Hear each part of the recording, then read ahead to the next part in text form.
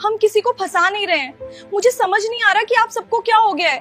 क्या आप सच में भूल गए हैं कि इसी घर में 2025 में मेरी शादी हुई? भाभी, भैया, पापा और मामी जी, क्या आप लोगों को सच भी याद नहीं है कि हमारी शादी प्रथम सर से हुई थी? आप सब लोग ये बात कैसे भूल सकते हैं? पता नहीं दादी को मुझसे क्या दुश्मनी है। मुझे लगता है दादी ने ही कुछ किया है ताकि सब मुझे भूल जाएं और प्रथम मुझसे दूर हो जाए। मित्तल परिवार की चहेती बहू राध्या क्या सच में यह घर छोड़कर चली जाएगी? जिस तरह से उसका अपना परिवार ही उसे समझने और पहचानने में नाकाम हो रहा है, उसे देखकर लगता है कि जल्द ही कहानी में एक बड़ा और चौंकाने वाला मोड़ आने वाला है। दादी की साजिश का शिकार बनी राध्या ऐसी मुश्किल में फंस गई है कि अब उसके अपने ही उसे अजनबी समझने लगे हैं।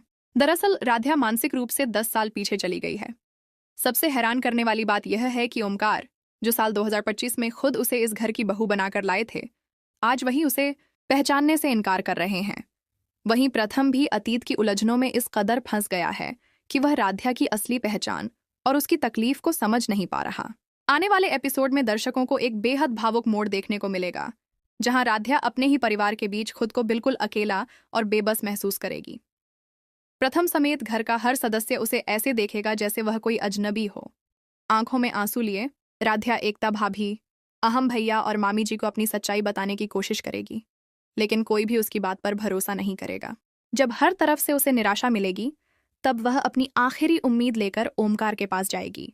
वह उन्हें याद दिलाएगी कि उन्होंने ही उसे इस घर की बहू बनाकर स्वीकार किया था और इसी घर में साल 2025 में उसकी और प्रथम की शादी हुई थी। लेकिन उसकी हर बात और हर याद के बावजूद परिवार के चेहरे पर छाया अजनबीपन उसे अंदर तक तोड़ देगा।